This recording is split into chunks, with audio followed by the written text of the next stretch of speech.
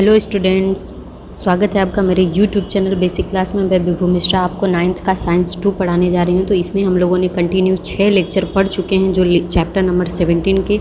आज हमारे chapter number 70 में ही लेक्चर नंबर 7 पढ़ने वाले हैं, जिसमें बहुत इंपॉर्टेंट टॉपिक हमारा कंटिन्यू है।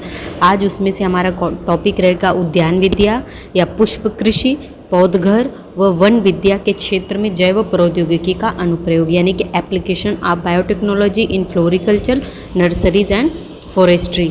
तो इन सब फील्ड में जो है बायोटेक्नोलॉजी अपना क्या रोल प्ले करता है, उससे क्या क्या हमें बेनिफिट्स मिल सकती हैं और किस तरह से वो वातावरण के लिए उपयोगी हो सकता है और उसमें क्या क्या फ़ायदे हैं, क्या क्या नुकसान है, मोस्ट ऑफ फ़ायदे ही हैं। तो ये सारी चीज़ें हम इस टॉपिक में आज कवर करने वाले हैं। तो मेरा आपसे यही रिक्वेस्ट है कि वीडियो को लास्ट तक जरूर देखिए, लाइक शेयर सब्सक्राइब करना बिल्कुल मत भूलिए। तो चलिए स्टार्ट करते हैं जो है हमारा ये टॉपिक उद्यान विद्या।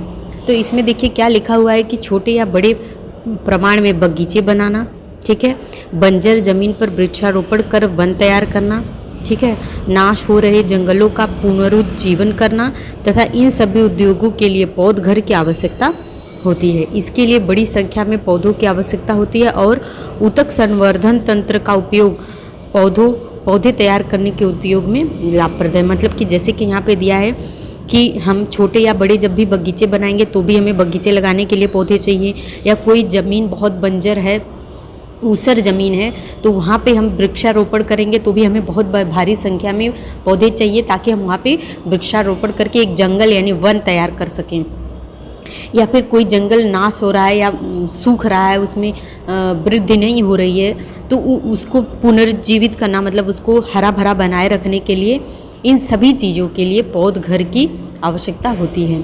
और ये हमें इसकी पूरी ऊतक संवर्धन तंत्र यानी कि टिश्यू कल्चर जो टेक्नोलॉजी है उसका यूज़ करके हम इसका बेनिफिट्स ले सकते हैं। तो यहाँ पे कुछ पॉइंट्स दिए हुए हैं, हम उन पॉइंट्स पर चर्चा करेंगे। चलिए देखिए, तो ऊतक संवर्धन से हमें क्या क्या लाभ होता है कि ऊतक संवर्धन के कारण उत्कृष्ट प्रजाति के फूल, मतलब सबसे बेस्ट जो फ्लावर्स होते हैं वो, फल यानी फ्रूट्स और अन्य वनस्पतियों की हूबहू एक जैसी प्रतिकृत बड़ी संख्या में प्राप्त की जा सकती हैं। यानी कि हम जो है टिश्यू कल्चर का यूज़ करके हम सबसे बेस्ट जो है प्रजाति की जो अच्छी क्वालिटी के होते हैं फूल, फल, अन्य प्लांट्स की बहुत सारी प्रतिलिपि यानी कि कॉपीज़ जैसे बोल सकते हैं हम बना सकते हैं। और कम समय में पूर्ण रूप से वनस्पतियाँ भी मिलती हैं, यानी कि वो कम समय में ये प्लांट्स जो होते हैं, वनस्पतियाँ जो होती हैं वो बहुत डेवलप हो जाती हैं। फिर परागी भवन के माध्यम से न रहे या उपजाऊ बीज न रहे, ऐसे में भी वनस्पतियों का उत्पादन बड़े अनुपात में हो सकता है।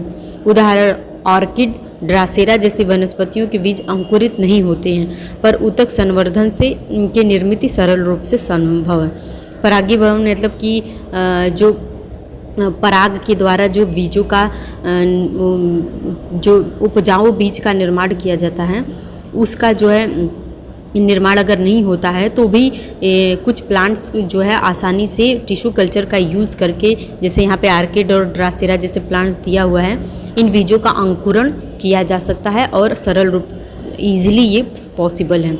इसके बाद दिया हुआ है चौथा पॉइंट दिया है कि बायो रिएक्टर में कोशिका वृद्धि कर रहे अधिक पोषक माध्यम व अन्य रोग कारक सूक्ष्मजीवों के संरक्षण अतिशय कम खर्च में दिया जाता है। बड़ी संख्या में पौधों की निर्मित करने पर बायो रिएक्टर का उपयोग लाभदायक है। तो यहाँ पे बायो रिएक्टर का भी उपयोग किया जाता है, जैसे कि जो कोशिकाएं डेवलप हो रही हैं वो बहुत पोषक माध्यम में हो और कम खर्चे में हो जाता है। तो ये सारी चीज़ें इस टिश्यू कल्चर के द्वारा पॉसिबल है। इसमें और भी कुछ पॉइंट्स आगे दिए हुए हैं। यहाँ पर देखिए कि 5वां पॉइंट्स है कि अत्यल्प साहित्य व स्रोत का उपयोग कर कम समय में बड़ी संख्या में पौधों की निर्मित होती है। मतलब कम सुविधाओं के और कम सोर्सेज हो तो भी बड़ी से बड़ी जो है काउंटिंग में जो है प्लांट्स को डेवलप किया जा सकता है। फिर 6 पॉइंट दिया हुआ है ऊतक संवर्धन व जनुकी सुधारित पद्धति से निर्मित वनस्पतियाँ बहुधा रोग मुक्त होती हैं। मतलब टिश्यू कल्चर का यूज़ करके हम जो प्लांट्स डेवलप करते हैं वो क्या होती हैं, डिजीज़ लेस होती हैं, उसमें कोई बीमारी नहीं होती है। विभाजी ऊतक संवर्धन से मिले हुए पौधे विषाणु मुक्त होते हैं और जो विभाजी ऊतक से जो प्लांट्स हमें प्राप्त होते हैं वो जो है वायरस लेस होते हैं, मतलब उसमें किसी प्रकार का वायरस या विषाणु नहीं होता है। नेक्स्ट पॉइंट है 7 नंबर कि पारंपरिक पद्धति से 2 या अधिक प्रजाति की संकर बनाकर तैयार किए गए भ्रूण में कुछ कारणों से पूर्ण वृद्धि नहीं होती, तथापि ऊतक संवर्धन में उसमें निश्चित वृद्धि होती है।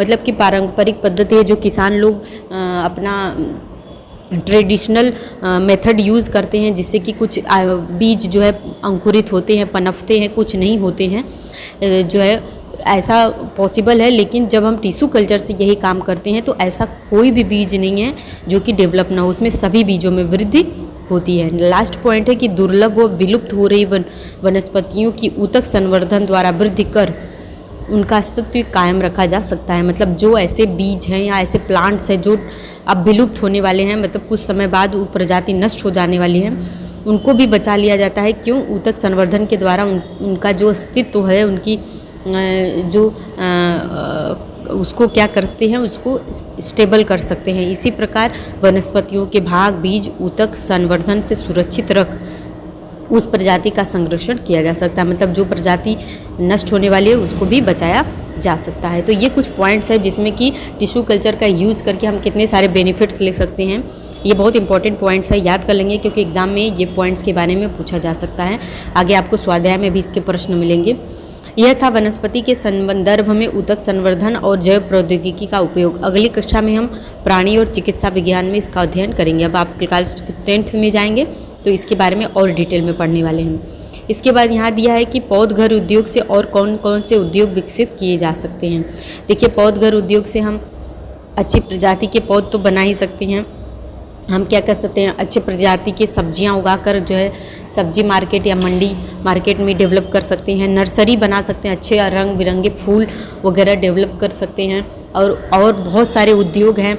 आप अच्छी गार्डन बनाकर पार्क जैसा बना दें और लोग आकर वहाँ विजिट कर सकें, मनोरंजन कर सकते हैं, वहाँ पे अपना अच्छा टाइम स्पेंड कर सकते हैं। तो ये सब जो है वहाँ पे अपना ऑर्गेनिक ना होकर एकदम प्योर सब्जियां जो है ट्रेडिशनल के रूप में आप वहाँ पे उगा कर लोगों को बेच सकते हैं। बहुत सारे ऐसे इंडस्ट्रीज़ हैं जो इसके द्वारा डेवलप की जा सकती हैं। सेकेंड पॉइंट क्वेश्चन दे रहा है कि भीड़ भाड़ वाली जीवन शैली से परेशान लोग छुट्टी में मनोरंजन के लिए कौन कौन सी जगहों पर जाना पसंद करते हैं।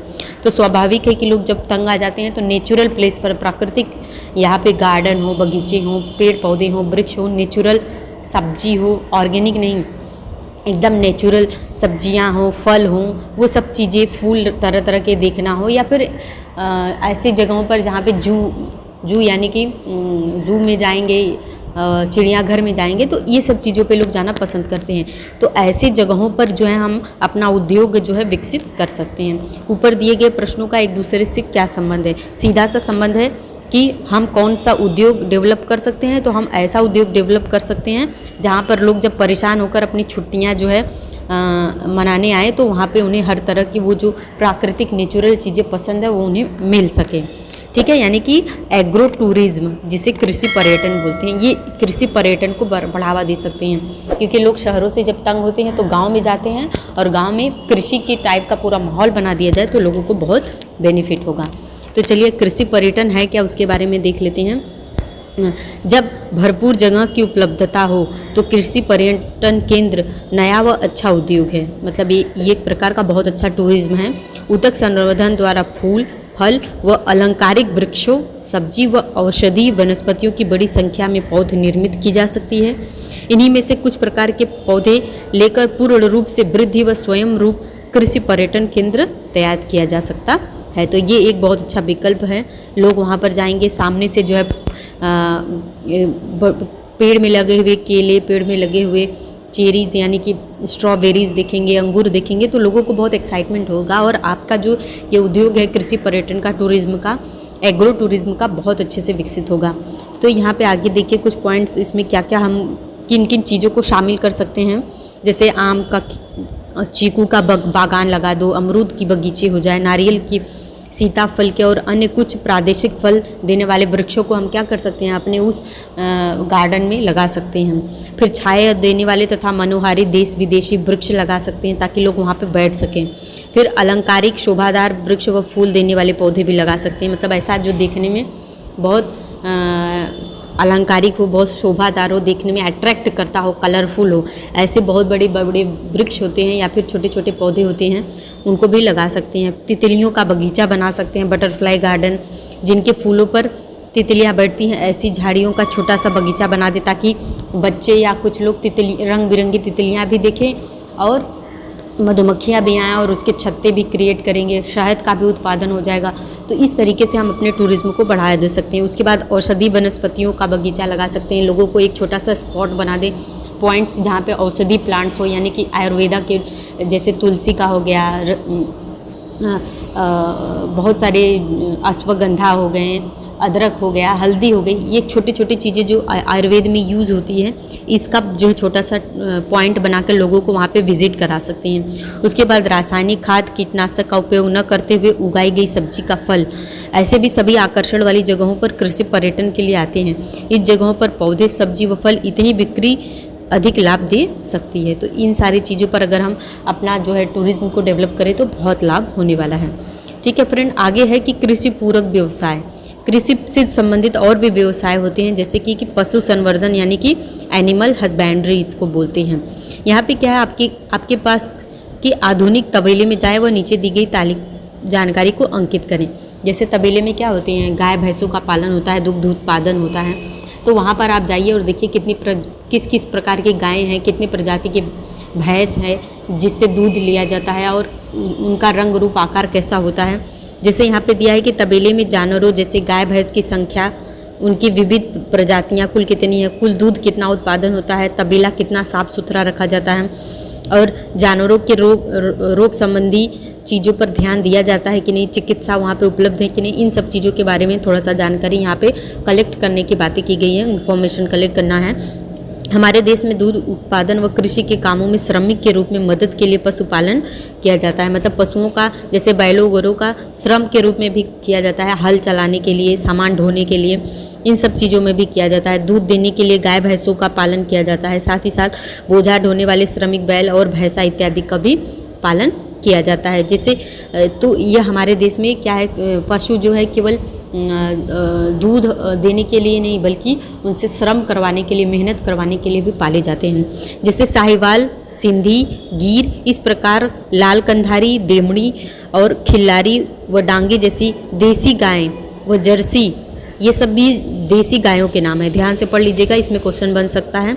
उसके बाद जर्सी गायें भी जो होती हैं, जैसे ब्राउन स्विस, होलस्टेट जैसी विदेशी गायों का उपयोग दूध उत्पादन के लिए किया जाता है। दूध का उच्च व स्वच्छ उत्पादन मिले, इसके लिए पशुधन का ध्यान रखना आवश्यक है। ध्यान रखना मतलब क्या है, तबेले साफ सुथरे हों, जो हमारी गायें हैं या भैंस है जिससे दूध प्राप्त किया जाता है वो निरोग रहे, उन्हें किसी प्रकार का रोग ना हो, उनके खान पान और पौष्टिक आहार का भी ध्यान दिया जाना चाहिए। इसके बाद नेक्स्ट टॉपिक है कि गाय भैंसों को सभी अन्य घटकों के समावेश वाला पूरक आहार देना चाहिए। उन्हें अनाजों का दरदरा, चोकर युक्त अन्न, चारा व भरपूर पानी दें, ये सब चीज़ें देनी चाहिए। अगर आप पशुपालन के बारे में सोचते हैं तो ये सब चीज़ें बहुत ध्यान में रखने वाली है। उसके बाद दूसरा पॉइंट है कि पशुओं का तबेला स्वच्छ हो, सूखा हो, हवादार हो और तबेले पर छत होनी चाहिए ताकि जानवरों को धूप ना लगे। और जैसे वो लोग अगर गोबर या मूत्र करते हैं तो वहाँ पे गीलापन ना हो, वो सूखा हो, तो इस तरीके की बातों को ध्यान रखना चाहिए। तीसरा पॉइंट है कि एक निश्चित अवधि के बाद पशुओं को रोग प्रतिबंधक टीके लगवाए जाए। जैसे वैक्सीनेशन होता है छोटे बच्चों का, वैसे पशुओं का भी वैक्सीनेशन होता है, तो कुछ समय के बाद उनको वो टीके लगवा देने चाहिए ताकि पशुओं को किसी प्रकार की कोई बीमारी ना हो। तो ये हमारा जो है जो पॉइंट था हम उसके बारे में पढ़े। इसके बाद देखिए कुछ प्रश्न दिए हैं जो आपको इंटरनेट से प्राप्त करना है कि श्वेत क्रांति का क्या अर्थ है, इसकी जनक कौन है और इस क्रांति से क्या लाभ हुए। श्वेत क्रांति यानी कि दूध उत्पादन होता है, इसके बारे में आप लोग सर्च कीजिए और कमेंट बॉक्स में लिखकर बताइए। इसके बाद पशु संवर्धन के बारे में जानकारी प्राप्त कीजिए तथा देसी तथा विदेशी गायों द्वारा प्रतिदिन लगभग कितने दूध उत्पादन होते हैं इसकी जानकारी इंटरनेट से प्राप्त करके आप कमेंट बॉक्स में इसका आंसर जरूर लिखिए। फ्रेंड्स पूरा वीडियो देखिए, इसके लिए बहुत बहुत धन्यवाद। नेक्स्ट वीडियो लेक्चर में मैं इसके आगे का टॉपिक जो है आपको डिस्कस करने वाली हूँ, जैसे पोल्ट्री या कुक्कुट पालन क्या होता है, कुक्कुट पालन किसे कहते हैं। तब तक के लिए फ्रेंड्स बाय।